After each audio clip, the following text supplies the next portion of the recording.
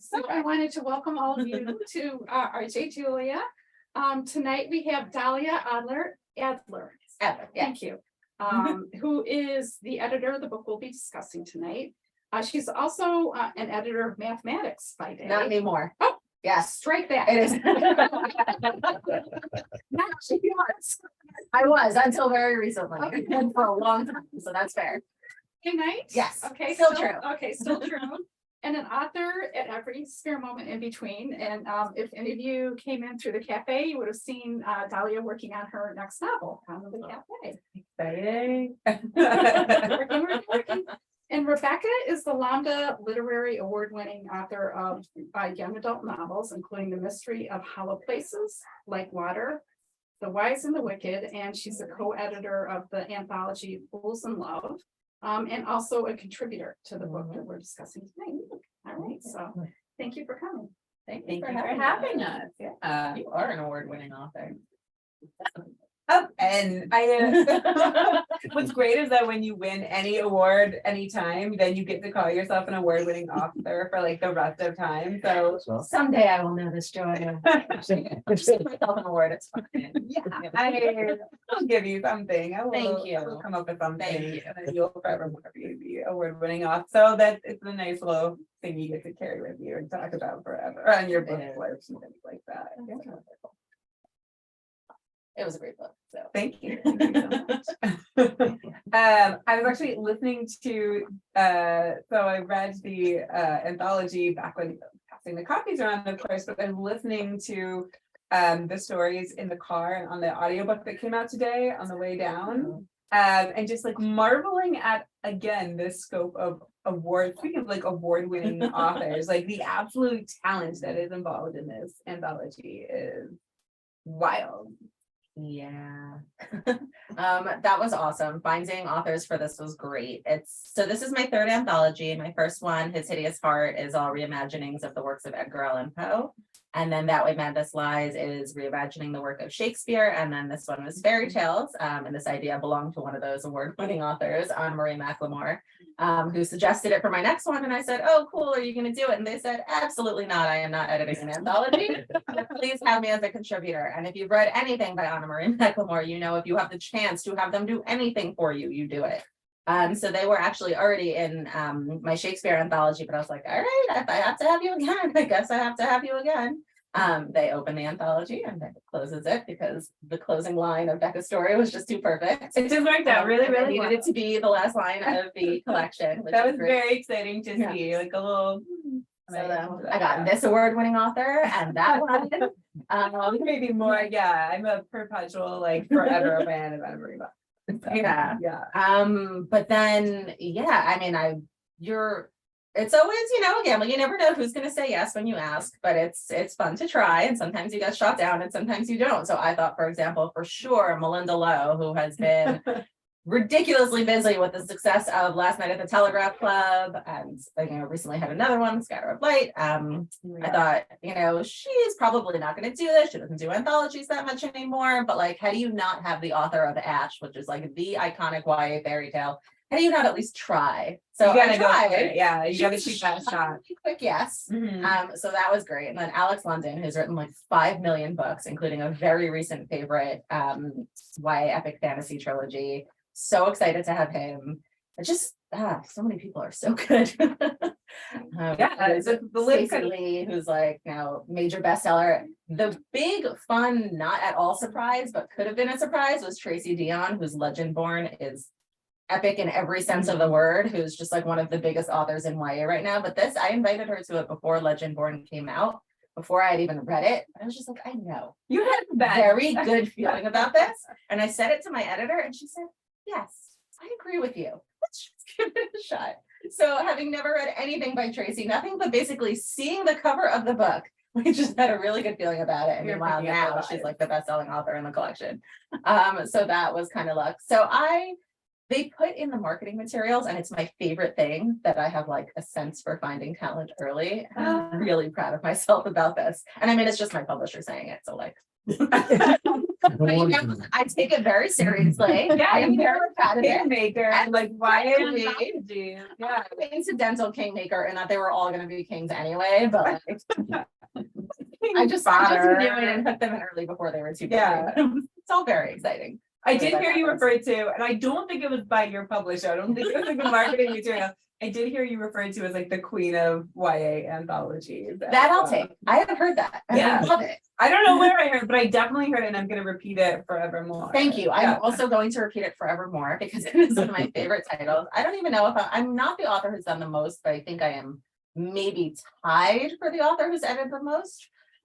So I just need to keep selling some more, and then I will be the one who has done the most. Every time I'm almost there, like Natalie C. Parker or Laura Silverman, like creeps up with another one, or Sandra Mitchell. I I'm like, know. everybody slow down.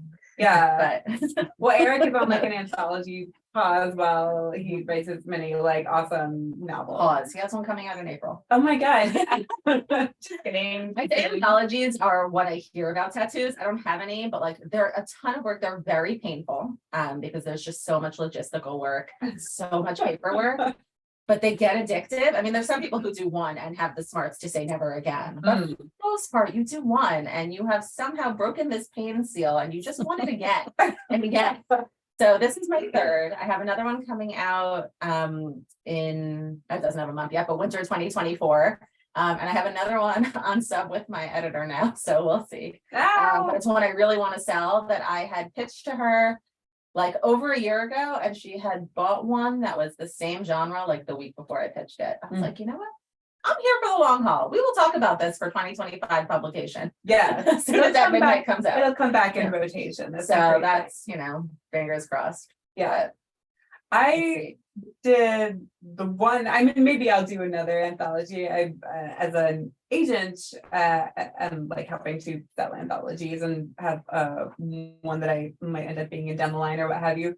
But I edited the one anthology, and I will say that it is so much logistical work and so much wrangling, like at every phase of the way. But it's also so fun to essentially commission like fan fiction, like from your favorite authors, which is like just the approach that Ashley and I, who quoted it, went into it with, was we have this subject that we really love, and now we can just pick from our favorite authors of the genre, kind of. Not even like considering, of course, it's publishing and like bestsellers and things like that, but just like people that we're genuine fans of and love working with and speaking with on a regular basis. So cool. It's so cool to like collaborate on that kind of thing. So you enjoyed it. Yeah, But a maybe on the doing it again. a maybe on the doing it again if the right idea came along, but it seems like the right idea will continue to come along for you. I hope so. That's the hope and the plan. So far, the ideas have come along. I have another one I hope to take on submission in January.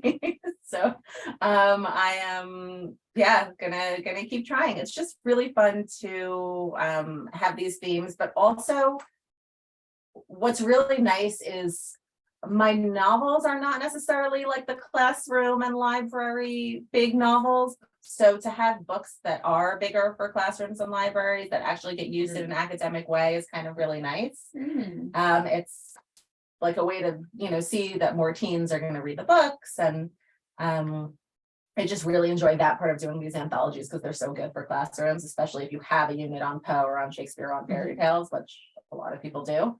And fairy tales is even more academic. I mean, it's funny because it's like a child subject, but it's the kind of thing where you're more likely to see a college course on it. Yeah. Really not. And I feel like the book highlights that too. And it's absolutely, which is really funny because it's a YA fairy tale anthology, and so like ostensibly it's all, you know, teens doing things, but also it harkens back to like the dark roots of all of these stories that have become like popularized and kind of like softened over the years. And so in a lot of ways, while it's younger, it still has that like darker feel of fairy tales. Feeling that this lineup would like particularly run with the darkness, which is what I was really interested in, just because we have kind of light versions of everything. I didn't want it to be fully dark. So I'm really happy that there are people who went with like much lighter, kind of fluffier things. There are stories that are straight up just kind of light romance, like Cinderella, but you know, it's a romance between two boys. So it's still different from like that Cinderella story that even in its, you know, light, fluffy form we've seen a billion times. Can we talk about your story? We can. My story's a little bonkers. I love it. I had read it way back, but then that was one of those that I was listening to in the car on the way down too. And I had forgotten, like, and it is like one of the contemporary entries into the anthology, which is fantastic that there's just like a mix of genres, even as they're pulling. But like, talk about maybe a little bit about like your inspiration behind your story in the anthology, which is delightful. So my story is called Say My Name.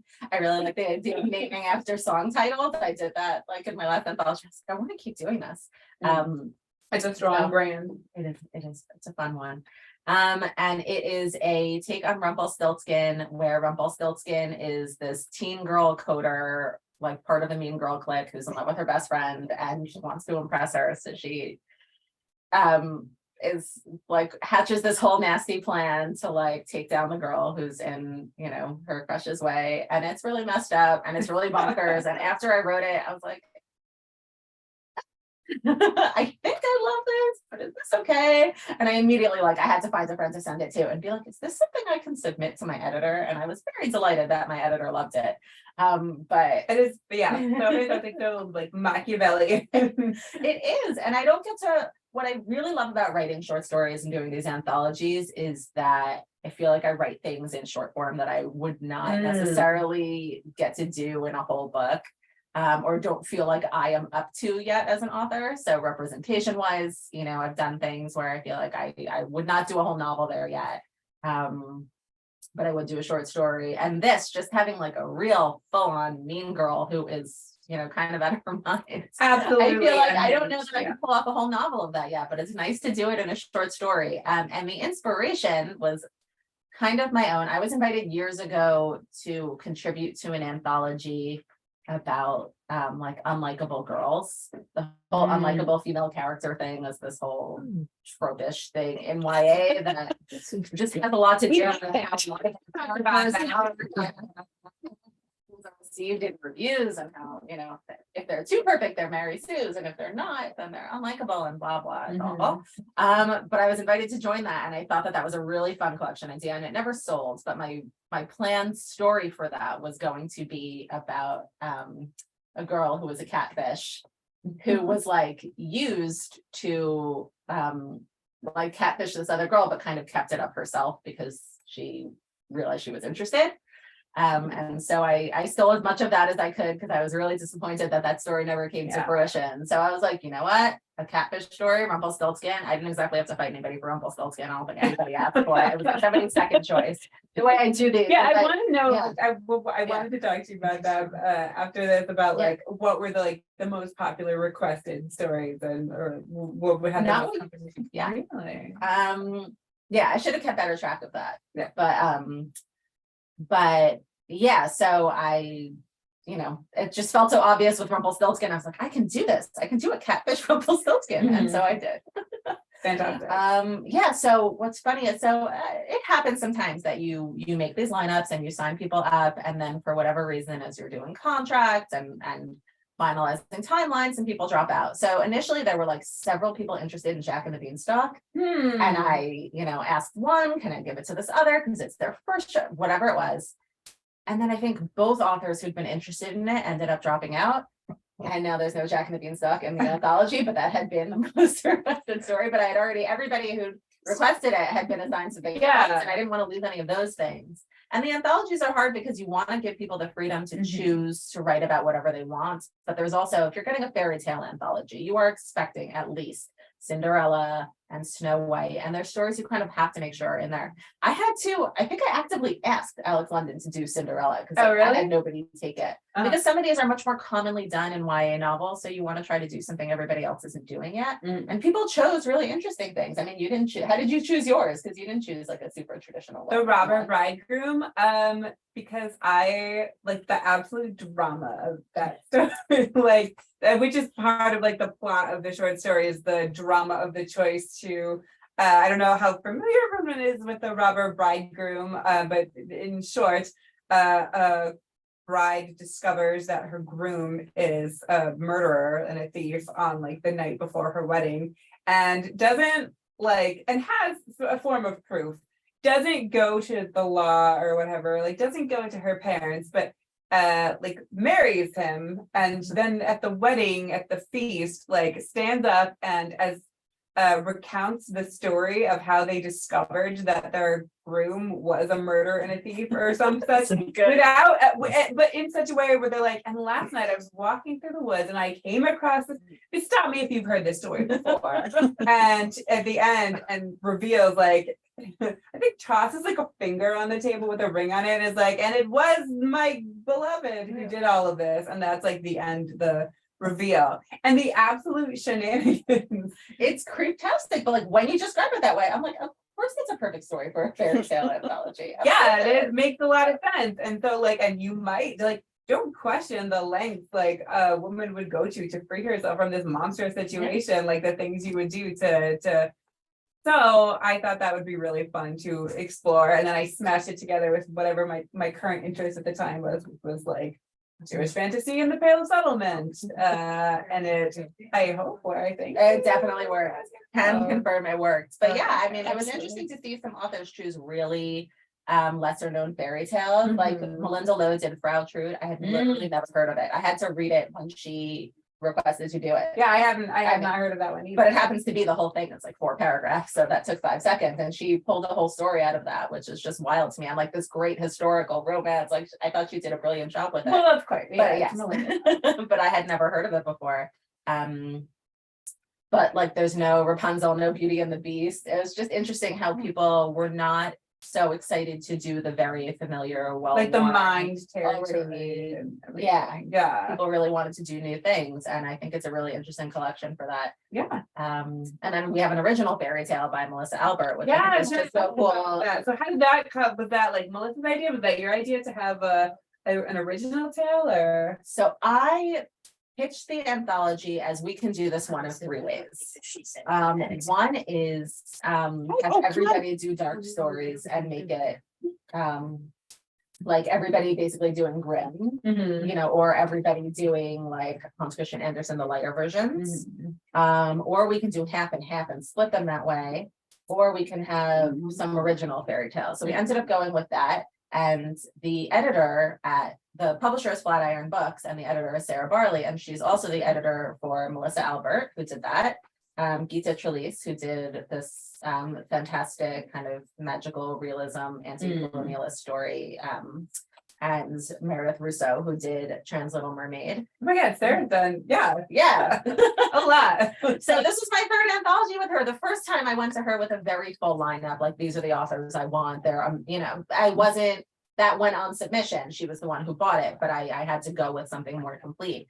And then for the next 2 collections, I was already working with her. And so we were able to more like plan the lineups together and discuss together. And this time she kind of got in early with like Meredith's already working on something fairy tale-ish and Keats already writes like that. And, Oh, that's an interesting piece of information. oh, by the way. I'm probably not supposed to. Oh. Never mind. None of that happened. But and then Melissa was just so obvious if we were gonna, so we decided to just ask Melissa to do the one. And I love having one sort of standout story, like standout in format that divides the anthology. So in His Hideous Heart, I had one poet, and so Amanda Lovelace did Black poetry, and it's the middle of the collection. Probably I didn't do that without it in the slides. I think I just put the standout one at the end. But yeah, and then this. So So that was cool. And yeah, so that was great to have. I mean, if you've ever read The Hazelwood, it's just like the most brilliant fairy tale-ish. And then they, she continued to do more fairy tale-esque things. I just feel like she's the best possible author we could ask to do something like that. You were talking about how part of like the impetus, and it's been talked about in the marketing of the book too, is like taking these stories, a lot of which either like belong to or have kind of been like absorbed by like the dominant culture, but from marginalized perspectives. And you talk about Melinda Lowe being in the anthology, and if folks aren't, absolutely every read Melinda Lowe, but Melinda Lowe wrote it was 2012 2010. I have to think, because I did the like 10th anniversary. Oh yeah, that's a while ago now. Yeah, that book, and that was a couple of years ago.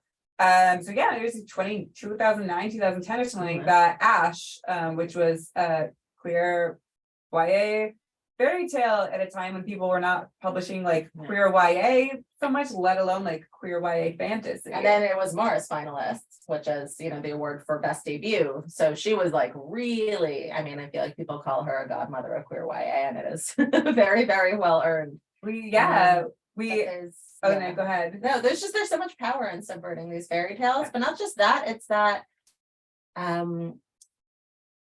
these are not that they're like forced on us, but these works are assigned to us. We read Poe in school, and we read Shakespeare in school, and we read fairy tales in school, or we hear them as children, or these are the movies that are given to us. And so often it's with exactly one kind of gaze, but all kinds of us have to read those books and are expected to see themes and morals and stuff, and that it's just a different experience when you're seeing yourself in it and when you're not. And a lot of people take for granted that they see themselves in those kinds of stories. And so if we're all supposed to be able to glean things from them, if we're all supposed to be able to see common threads, then let's make them more inclusive and accessible to all of us. So I really, really love what so many of the authors have done in all three of the anthologies to really open up those stories and make them feel, I think, more universal and more accessible and more inclusive. And to me, it's more interesting. Like I'm ready to see different takes on things. I'm ready to see what difference it makes.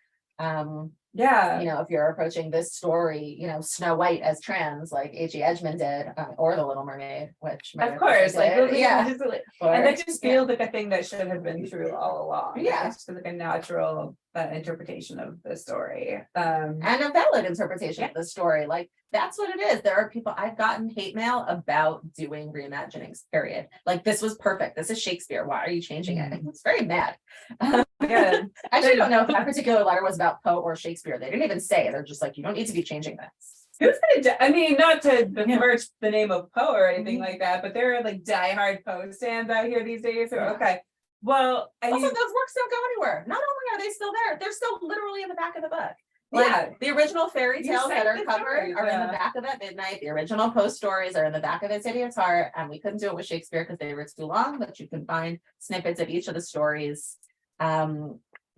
Starting off the stories themselves as epigraphs. Like those works are not going anywhere. We're just finding different ways to look at them. We're finding ways to make them, interesting and more universal. And we're finding different interpretations of them, which is like the entire point of literature through the ages. So. Yes, and the evolution of like the voices of the genre. It's obviously been a really big conversation in YA, especially in the past couple of years, because we talk about the books that we were given in classrooms as children, and these books are still being given to kids. And like I remember being assigned Jude the Obscure when I was in 9th grade. So like what did I not again, like I don't want to, since there's like diehard Poe fans coming through, I don't want like a diehard Jude the Obscure fan to come for me or anything like that. But I did remember being like, what did this tell me? And we read like The Dubliners by James Joyce. And okay, like there's a lot to mine from that. That's fantastic. But oh my God, like for the chance to be given any of these books,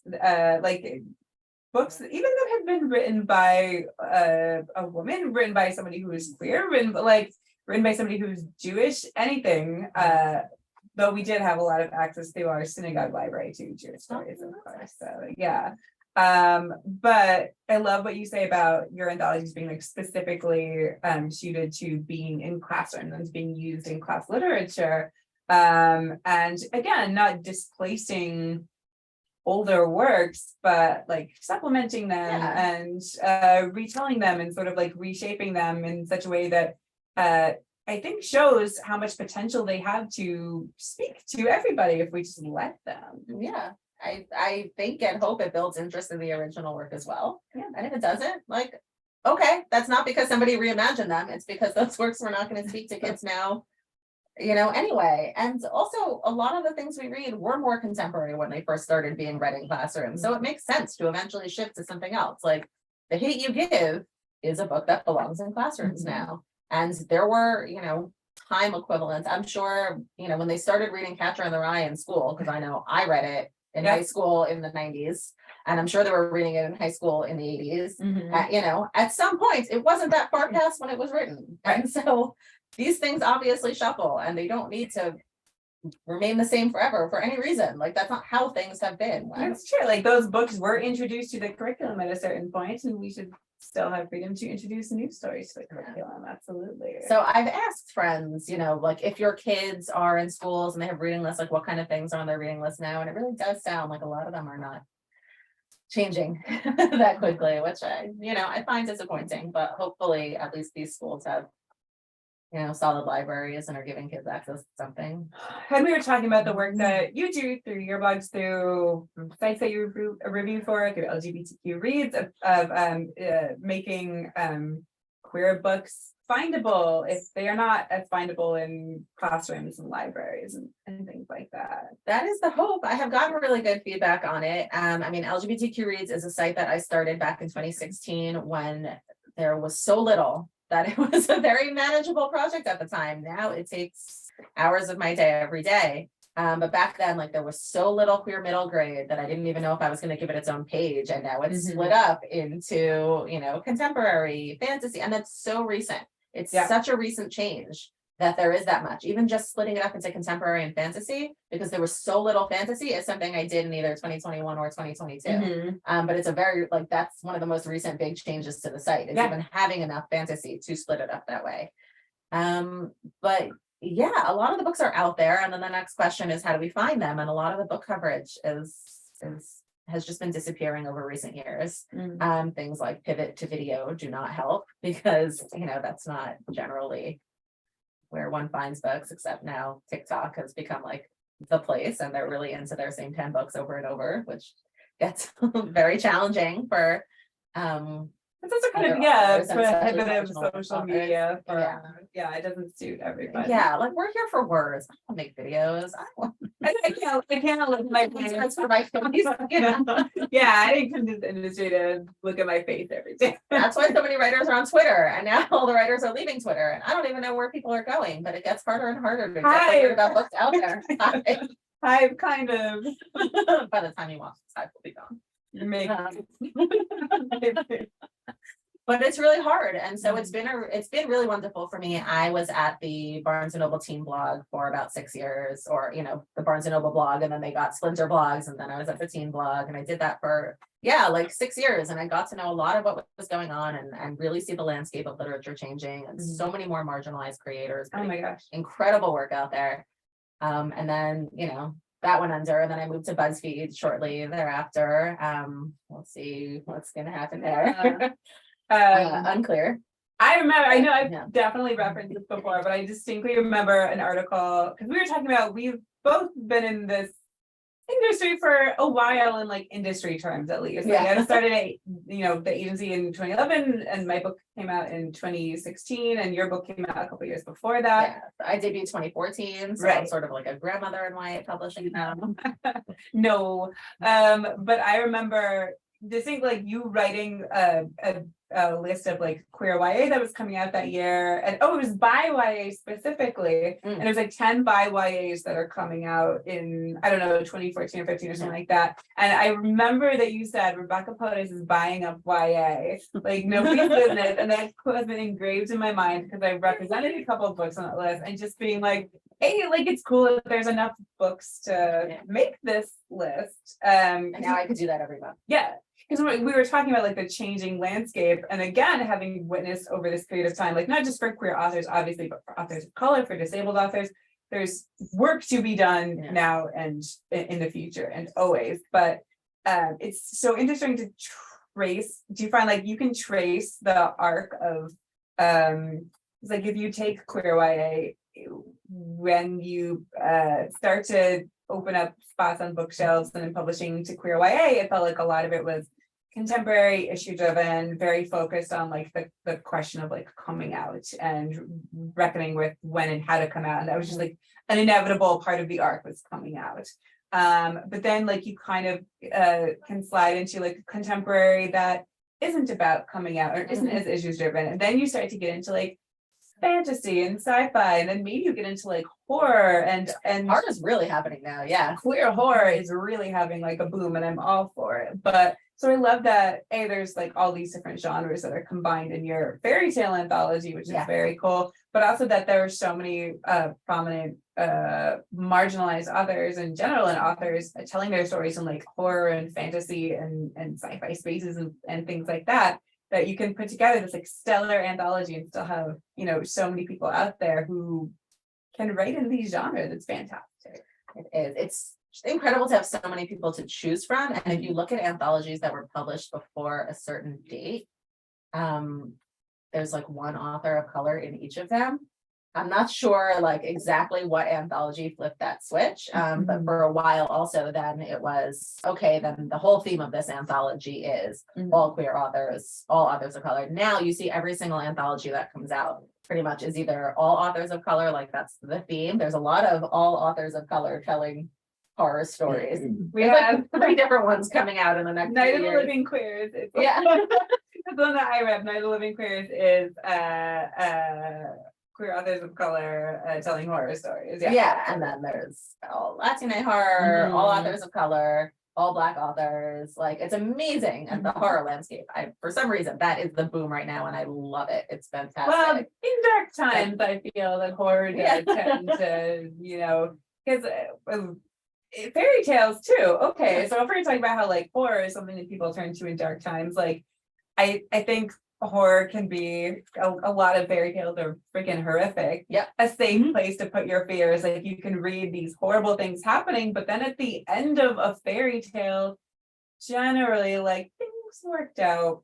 Not always in the darkest versions of the stories, but like sometimes like, even in your story, like what happened was probably what was supposed to happen, or that's the end of the story. But it's nice to like kind of see comfort in something horrific that the characters generally survive. and I feel like COVID brought that out, and we really got to see what people's comfort reads are, what they turn to when the world is horror. Right. And so I think that is to credit with the horror boom. Like, okay, now we're in a horror landscape. We want to see it. We want to see people overcome it. We want to see people survive it.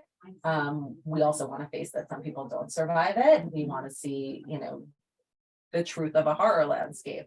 And so I think that and thrillers and everything have really blown up because of that. And then you also see, I think, this romance boom for the people who are just like, no. Yeah. Comfort reading. The rom-com, I think the rom-com boom is like really took off during the pandemic. I think these are like, it's like the equivalent of the fight or flight response. Yeah. There's the romance horror response. Like you have gravitated to one of those kinds of things. That's so to true. cope with the outside world.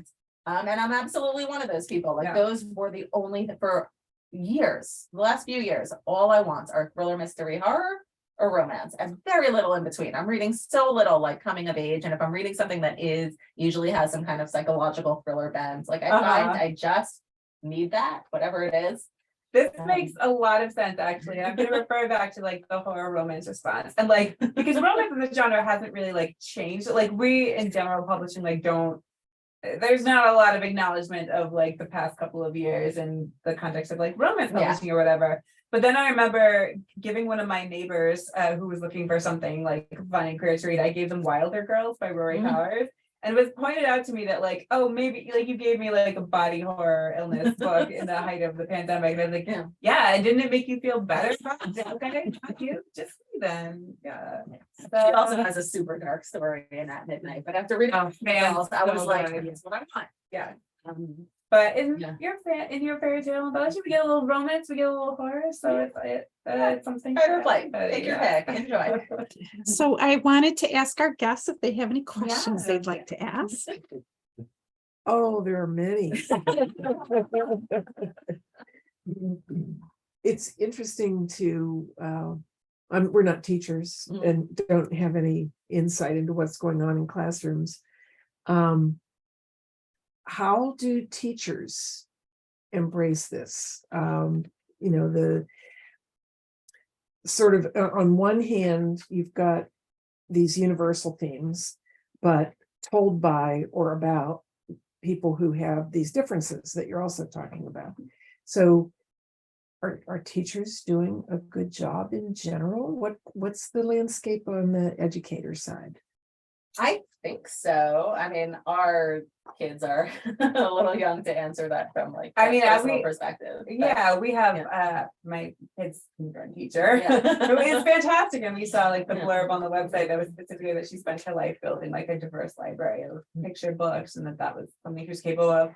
I think a lot of teachers are trying very hard. I think a lot of teachers are facing a lot of pushback, specifically on integrating authors of color and queer authors into their classrooms in a lot of places in ways that have become extremely troublesome. Any of your books banned? Because I've Yeah, got yeah, there's like a kind that's a thing that we're facing now. there's a place in Texas where they're all banned. Yeah. Well, mine so far, but yeah, School for the Summer has been somewhere in Tennessee, I think somewhere in South Carolina. I think They haven't heard of Home Field Advantage yet. well, that's We'll okay. get there. I think Like Water has been in a couple of places, but the other ones aren't that well read, so it's but they haven't read them yet. But yeah, like I can tell you places where my author's books are banned right now, and so I They're up think against a lot. they're up against I think a lot. They're largely trying. Yeah. I love when I hear that they're using the anthologies in classrooms. That to me says a lot about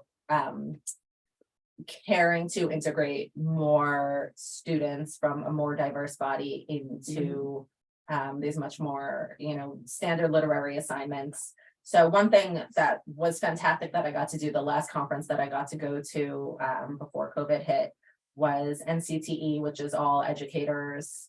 And I got to be on a panel about using anthologies in the classroom, which is honestly probably my favorite panel that I've ever done. And it was really interesting to hear how they were already doing it. A lot of them were using, Ellen O is on the panel. She's a fantastic middle grade and I think YA author. And she's also the head of We Need Diverse Books, and they put out some anthologies, and one of them, I think Flying Lessons, a lot of them were already using in the classroom. So they were really, a lot of them were already integrating more diverse texts into their classroom plans back in, this was 2019. So when I hear from them that they are, keeping an eye out for the anthologies, that they use them, like it feels to me like a book you choose if you care about making these units that you've had forever feel more accessible. And I don't hear negative from teachers. So as far as I hear, 100% of them are doing great at that. A teacher, somebody who I knew a while ago from my hometown, they are currently using Fools in Love to read with their GSA. That's like their little GSA pick that they're reading. I And love so, that. yeah, which is the romance anthology, which is we never said it was like explicitly queer. It just happens Yeah, to be. that to me is amazing that came out like 95% queer. Well- when that was not. I mean, That's not like what. So we had that. I know the author lineup you chose. So we have a lot of queer authors, other queer authors of color, but one thing, I mean, this is a You little see the off theme of the topic. anthology. Yeah, but one thing we were talking about is whether we wanted it to be like specifically like queering tropes, or we just wanted it to be retelling popular romance tropes, and oops, it's queer. Like, Right. is it going to sit on the romance bookshelf, or like going to continue to be on the queer The bookshelf? theme of it Ideally is each both. story is a different romance trope. Yes, and so it there's just- only one yeah. dead, or enemies to lovers, or it's really fun. So a lot of the feedback when I have ventured onto feedback sites is like, wow, this was a lot Yeah. queerer than I thought it was going to be. My anthology. Yeah, but it's not 100%, but yeah, I mean, if those books can make their way into classrooms, I think teachers are, they're really trying. Yeah, I do think they're really trying to make kids feel at home and in the more classic literature, and I appreciate that. Very appreciated. It's not an easy time to be a teacher. At all. Other questions? I would probably, I could probably ask 20 questions, but it's, it's just, it's a new evolution. And I was in school when Catcher in the Rye wasn't even 10 years old. Were you reading it? I read it as a senior. Yeah. Uh-huh. Yeah. No, it was read in our high school. Yeah, so that's what I Yeah. mean. Yeah, Like, it was exactly. a contemporary read once upon a time, and at some point you move on to. And terribly Yeah, controversial. I mean, it was, kind of hot potato Mhm. type. And one of the English teachers was, he was brave to take it on, but he did it. He was that kind of a guy. Right. That's Cool. But I think an anthology is a great idea, just because you can get away with a couple of edgy pieces and Sure not can. get the wrath of a, entire school board coming down on, Yeah, I mean, you. you can't even pretend not to see the academic value in anthologies. I literally write academic introductions to them. Very specifically, most anthologies do not have introductions, but I've written to every single one. I have mentioned scholarly sources in the acknowledgements. I mean, if you want to get diverse literature into your classroom that a school board cannot, get rid of without making really strong, probably glaringly bigoted arguments against, anthologies are a really great way to do that. I mean, they may. Well, it's like I think, was it you? Somebody was talked a lot about like queer under the cover, like the kind of books that you can put in Under your the gator. under the gator. Yeah, you can the kind of books you can put in your different phrases. but okay. That's the one I use on LGBT. Under the gator, that's right. So the kind of books that you can put in your like classroom libraries, for instance, that a student could take and wouldn't necessarily be like outing themselves and having chosen a queer story, but like you put these books in your classroom and they're there for the kids who need them. You have to, there's no way to tell from it's for kids who can't safely take books home. Right. Basically. So, and that's a really big discussion in queer literature because, on the one hand, it kind of feels like we fought so hard to have really openly joyful, obviously romance covers, just like everybody else. But then you also want them to be safe for kids to take home. Yeah. So it's hard making a choice. I would love if in the future every book came with like reversible covers. Oh my I'm god. not looking to. That's actually a new thing some have started doing. But not for that purpose, but I would love it for that purpose. Oh, and then we all get like a variant cover. Yeah. That would be so fun. It'd be so fun. So I'm really into Let the it idea. begin here. That's Yeah. I think that would be great. But yeah, it's tricky times if you are somebody who just needs to explore something in an unsafe home. And so I do love that. I hope these anthologies give a little bit of that access, maybe. Absolutely. As a potential side event. Yeah. Excellent. Weird times. Those were great questions. yes. So I have one, which is we were talking a little bit about books coming out in 2023 or coming up or coming out. So I'd love to hear from both of you what some of your recommendations might be. I have a whole bunch. I will let you go first because You can trade off. I will immediately forget every book that I'm excited Right. about. But yeah. Mostly same. Okay, Yeah. I can try trading. Okay. So one that I love, Always Be Almost by Edward Underhill, which is a trans romance about a pianist who really wants his ex back, but then there's a new boy. And so he's juggling that and also having this piano rival. And I just think it's so great. And it's so great that when I finished it, I actually couldn't pick up another YA because I was like, oh no, I want to be with those characters a little longer. I literally had to go read an adult book after that instead because I don't know what it was, but I couldn't read in the same category. And that comes out Valentine's Day, 2023.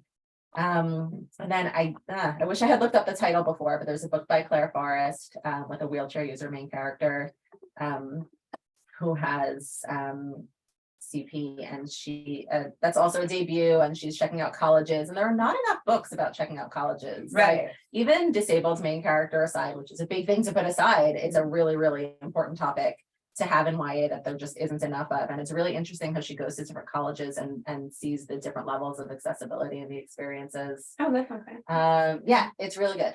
I don't remember exactly when it comes out, and I am blanking on the title, but the book is by Claire Forrest. I just read a really fun one also. I'm sorry, we were supposed to switch off. You go. No. I have Okay. immediately forgotten every book that I am excited about and that I know is coming out from all my friends and clients and people I'm huge fans of. So Where you see yourself Where you see yourself. Thank you. is coming from So- Scholastic on May 2nd, May 2nd. 2020. Okay. I'm Oh, gonna pull up my pre-order list. yeah.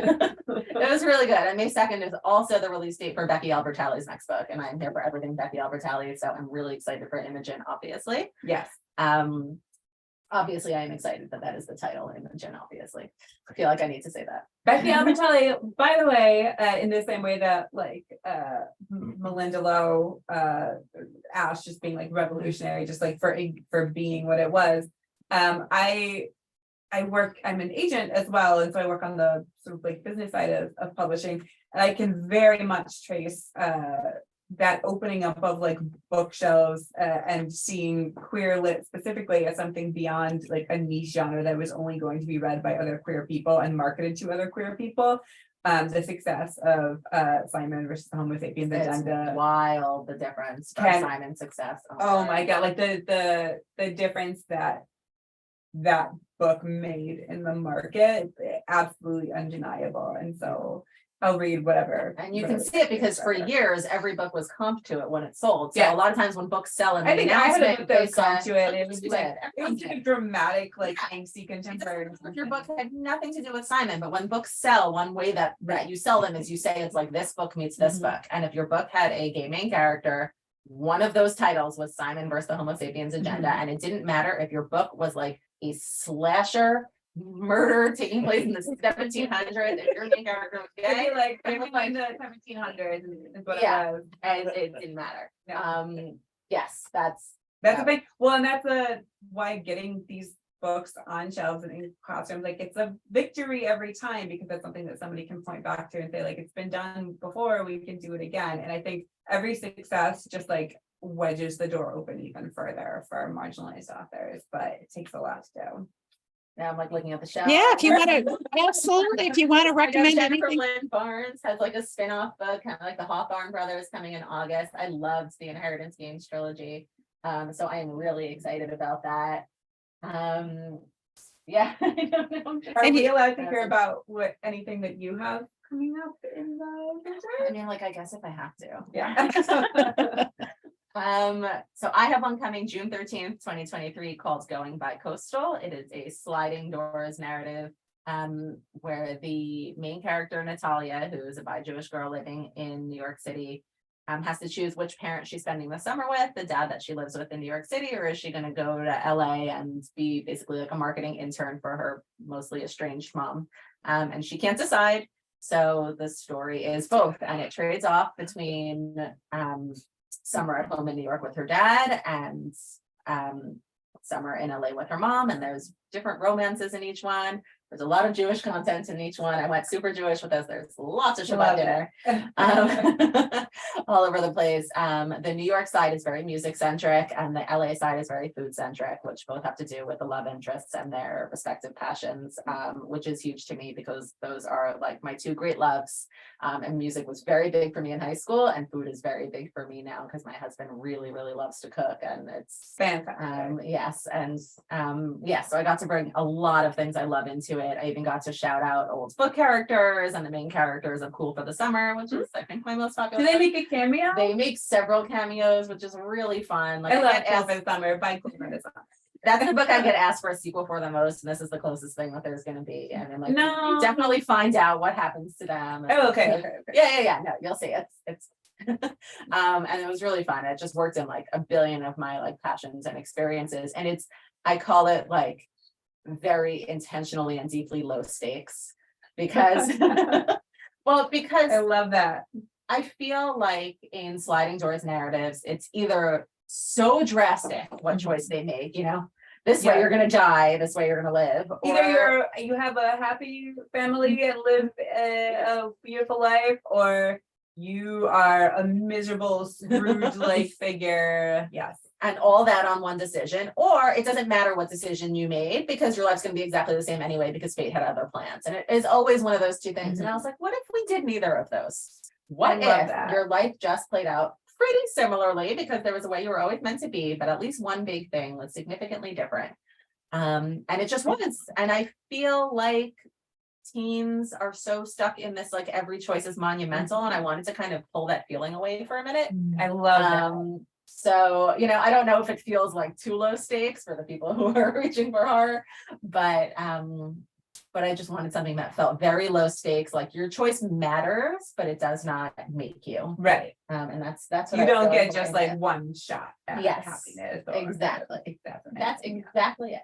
Perfect. Thank you. So that's mine, and now I'm still kind of looking around. I've given up. I've given up on that question. Rebecca, do you have anything in the works that you wanted to tell us about, or anything that you're excited about by another author? Or- Yes, well, I have a secret YA project coming up, not next year, but in 2024.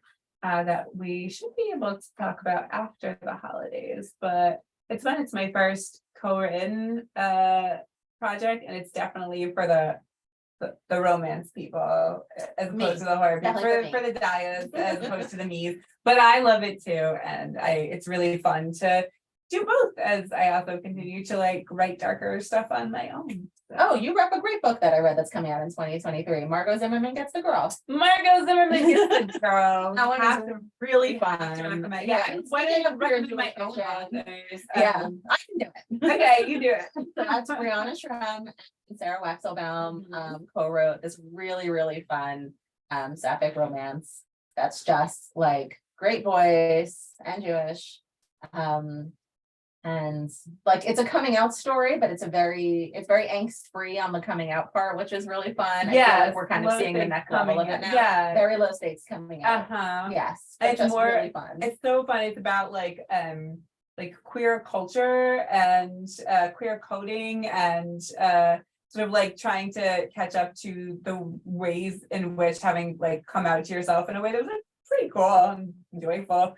How do I now go publicly like announce my queerness and there's just some really cool and funny and interesting and like relatable conversations in that book. Okay, that reminds me of another one. Sorry, Friday I'm in Love by Cameron Garrett, which has the most joyful cover, but it's yeah. also it's very cute on the inside, also a very delightful sapphic love story. I'll read it. But a little more high stakes on the coming out front. So it's still like a light romance, but you have that one serious angle to it. And it's this girl who didn't get a sweet 16 because her mom can't afford it. And her dad, you know, is busy with his other family, but she decides, so okay, if she didn't get a sweet 16, she's going to have this grand coming out party, but she's not actually out to her mom. So that would be part of the coming out part. And then there's a new girl at school that she's, you know, falling for, who kind of factors in because she's not out.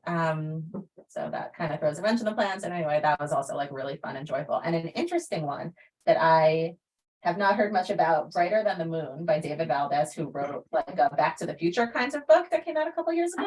Oh, I haven't heard of that one. I don't want to spoil it, but it does something that is rarer for YA. I will say if Odd One Out by Nick Stone, which is like heavily toward messy on the queer YA scale, is your jam, then Brighter Than the Moon by David Valdez should I definitely be really on your like to read messy list. YA. I'm very Really like messy YA. Yeah. And then I have to one more time shout out Night of the Living Queers, which is that coming out next year? that's coming out next October. Okay. It is edited by Shelley Page and Alex Brown, and it is all queer authors of color. Some this is like their debut publication, which is so very cool. It is cool. Right. For both of them, right? For writing Alex has Oh, right. Alex has a yeah, but there's like also like paranormal, like the Yes. Filipino vampires. Am I wrong?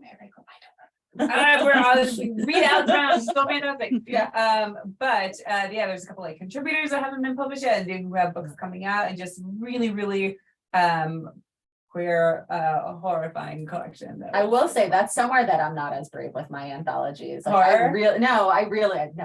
My next plan is horror, but I really like to have Your next established authors. author. That's all I'm saying about it. Okay. But I get very excited to work with these established authors, and also it's a lot of work to do. So you want authors who are kind of tried and true in terms of delivering work and Mhm. stories. I once tried to bring somebody in and like, they were just like, no, the deadlines are not for me. And I was like, okay, I'm just sticking to what I know, but I feel like more and more people are bringing in not yet published authors into their anthologies, and it is very cool if you do it. I would like to do, that's something I haven't done, but Yeah, really well, I gonna love try it this. because- We got to do this again. Yeah, I know we're gonna bring it, but super quick. Ash and I, before we did Souls in Love, we had another anthology that we were pitching around back in the day, back in the day. I was in that.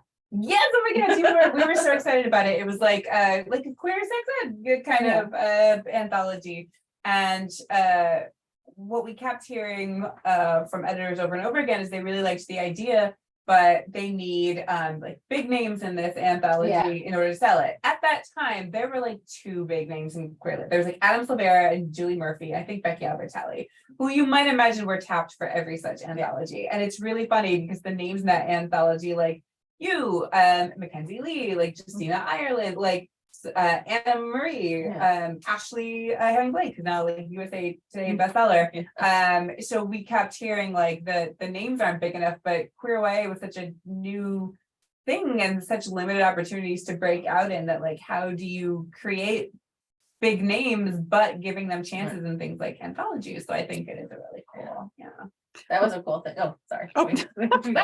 Please finish. Go ahead. Oh, just that was the cool thing with All Out, because that was also kind of around that same time. And I watched that contributor list come together because I think it was Jim, who's the agent on the anthology, basically tweeted like, who are your favorite queer YA authors? And I recognized that the contributor list definitely got pulled from just the answers to that thread, which is the only reason I had one small press book. That's definitely the only reason I was in it. The biggest name in it dropped out. I think, I don't know. I mean, but a lot of them went on to become much bigger authors after that. But it was not something where you could make such a big name for yourself. Right. But it's also smaller publishers who I think also pay smaller advances who are taking more of the chances for the most part, not entirely, on anthologies, which makes a big difference now. Yeah, Page Street is really killing it with their Page Street is anthologies. killing it. They Love just had, them. what's the folktale? They have a folk horror one That's like indie there's an bestseller indie week after bestseller. week. Yeah. Alex edited that one. Tori Bovolino. Oh, I don't know if I'm pronouncing it right. Dr. Tori. Doctor. All right, A Gathering of Dark. and Gathering in the Dark. Aiden Polydorus has been Got that there, one. yes. Yeah. No, that's a really interesting, cool contributor list of authors who have like one book and then this. Yeah. And still killed it. So yes, Absolutely. it's used to be you absolutely needed those like tentpole authors. And that was true when I started, which I think is also why I gravitate that way. Because this was like 2017, 2018 that I sold His Hideous Heart, but it is not as true anymore. And it is very interesting to see the names that. That is right. Yes. Okay. Now. Well, thank you. I love that. Like, we could stay here all night and talk about this stuff. So I wanted to thank you so much for joining us. I hope you come back. I hope you come and write in our cafe anytime. I love that. That was great. So thank you. And thank you to our audience. Thank you. Thank you.